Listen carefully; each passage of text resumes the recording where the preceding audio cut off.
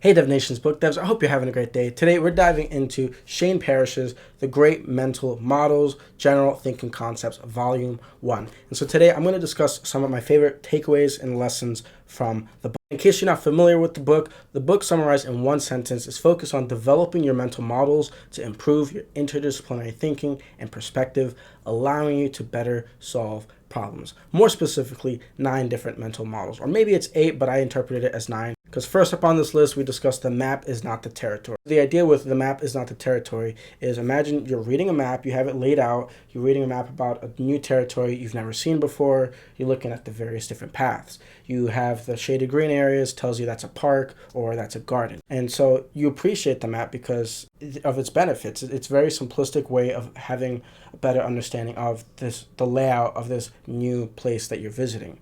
But you also appreciate it because of its simplicity. It's taken all this information and compressing it into this one simplistic abstract thing. So the flip side with the map is you also have to understand the limitations of the map. It's not going to give you the in-depth details of the location by the very nature of being a map. And so with the map is not the territory, you have to appreciate the benefits, but also understand those limitations and even potential harm that these limitations could do if you just use this map as a catch-all. You have to be aware and know enough of the limitations of the map. And that goes for really any tool you decide to use.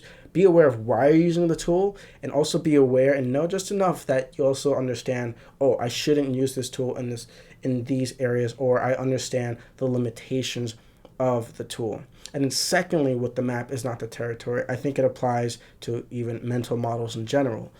Mental models are not reality. They're just a form of thinking. So you also have to understand when you take this form of thinking, apply it into reality, and from there, get feedback on these modes of thinking, and you can go ahead and update from there. And that's why I have this quote, understanding must continually be tested against reality and updated accordingly. And I think it's so true. It's probably, I don't know if it's the word dangerous, but it's probably not good to solely trust in mental models and only use that, because you want to also understand its limitations. They're just mental models at the end of the day.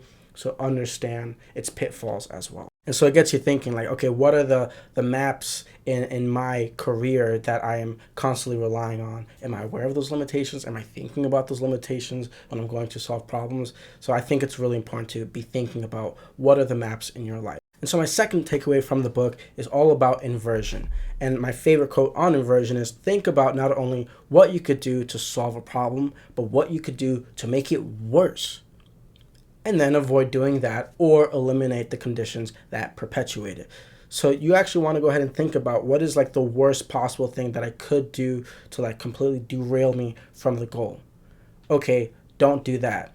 And so I found for me, a habit I'm constantly trying to improve on is just keeping a consistent sleeping schedule no matter really what happens in my life. And so what I found is, okay, what's the worst thing I could do? Stay up till 4 or 5 in the morning. Okay, so avoid that. So now I have a cutoff. Okay, by midnight, I do my best to always be in bed no matter what. Whatever's happening, I have to be done by midnight. That's my cutoff. And so I think that's really helped me in terms of all right, well, now I just have to go to bed. Doesn't matter. And so I think that's definitely a very helpful way of doing less but more. That makes sense. Doing less but better quality of whatever it is you're trying to do. Simply by just actually avoiding a particular action, by avoiding those traps and pitfalls. I think a lot of the time we get so caught up in trying to do more and more and more so we can output more and more and more, where we can actually just make a lot of progress by avoiding certain traps. And then next up, we have Occam's razor and Hanlon's razor. Occam's razor is really simpler explanations are more likely to be true than complicated ones. And I always think of Michael Scott from The Office, if you're an Office fan. I always think of Michael Scott and Dwight Schrute when talking about keep it simple, stupid. And it's so true. Whatever idea, whatever you're learning, whatever you're trying to teach or communicate, keep it simple. Try to actually keep it as simplistic and brief as possible. And that's something I know I've had to work on, of just keep it simple.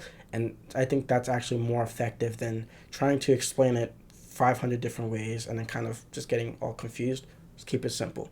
And usually that is actually more likely to be true anyways in whatever form of thinking you're approaching. I mean, if we're experiencing our toes hurting, we don't immediately think, oh, we have cancer. I have cancer in my toe. Oh my gosh.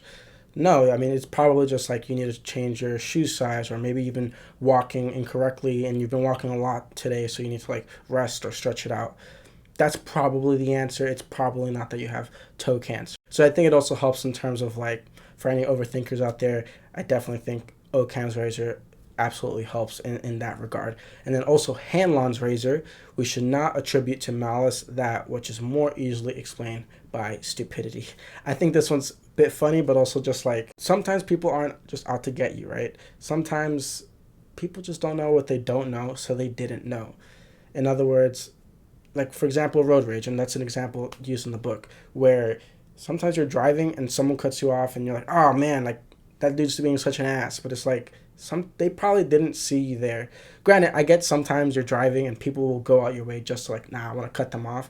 But most of the time, maybe they cut you off, but just because like they didn't actually see you, they just like were trying to get into that other lane and happened to cut you off. And so I think that definitely helps with like, they just didn't know in whatever situation you're dealing with when you're dealing with people. They just didn't know. It's fine. The Great Mental Models by Shane Parrish, I think he does a really great job of making this a very intro-friendly book for people new to mental models, but also a reality check of again, the map is not the territory. Understanding that these are just mental models, understand their utility, but also understand their limitations.